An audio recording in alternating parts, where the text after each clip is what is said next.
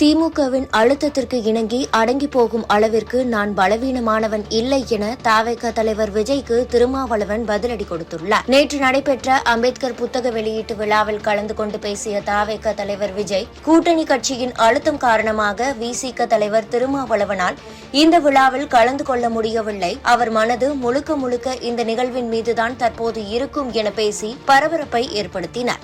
விடுதலை சிறுத்தைகள் தலைவர் திரு தொல் திருமாவளவன் அவர்கள்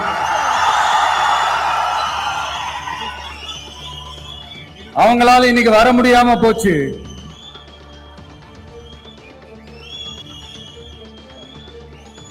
அம்பேத்கர் அவர்களுடைய புத்தக வெளியீட்டு விழாவிற்கு கூட அவரால் கலந்துக்க முடியாத அளவிற்கு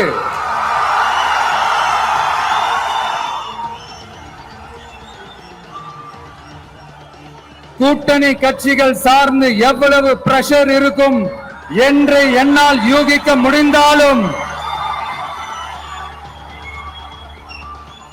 நான் இப்ப சொல்றேன், அவருடைய மனசு முழுக்க முழுக்க இன்னைக்கு நம்மளோட தான் இருக்கும். இந்நிலையில் விஜயின் இந்த கருத்திற்கு பதிலடி கொடுத்துள்ளார் விசிக தலைவர் திருமாவளவன். இதுகுறித்து பேசிய அவர், விழாவில் பங்கேற்க இயலாமல் போனதற்கு எந்த அழுத்தமும் காரணமில்லை. அழுத்தத்திற்கு இணங்கி அடங்கி போகும் அளவிற்கு நான் பலவீனமானவன் இல்லை. சுதந்திரமாக நான் எடுத்த முடிவுதான் இது. நான் கலந்து கொண்டிருந்தால் இதை வைத்து அரசியல் செய்யும் சிலர் இதை திசை திருப்புவதற்கு வாய்ப்புள்ளது. பணிந்து முடிவெடுக்க இயலாமல் தேங்கி நிற்கிற நிலையில் விடுதலை சிறுத்தைகள் கட்சி இல்லை என திருமாவளவன் பதிலடி கொடுத்துள்ளார். எந்த அழுத்தமும் காரணமில்லை. நான் சுதந்திரமாக எடுத்த முடிவு. தொடக்கத்திலேயே விகடன் பதிப்பகத்தாரிடம் நான் இது குறித்து விளக்கி சொல்லியிருக்கிறேன்.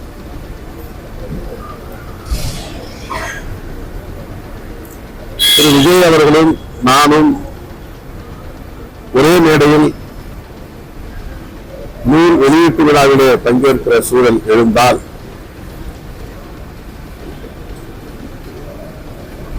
இதை வைத்து அரசியல் செய்யக்கூடிய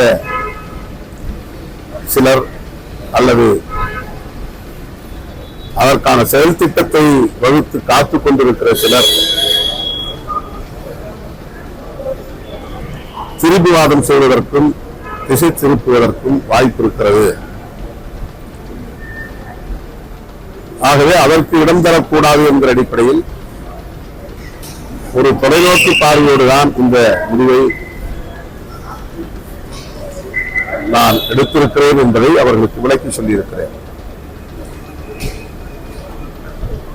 விஜய் அவர்கள் குறிப்பிடுவதைப் போல திராவிட முன்னேற்ற கழகமோ அல்லது திமுக தலைமையிலான கூட்டணி கட்சிகளோ எந்த அழுத்தமும் தரவில்லை.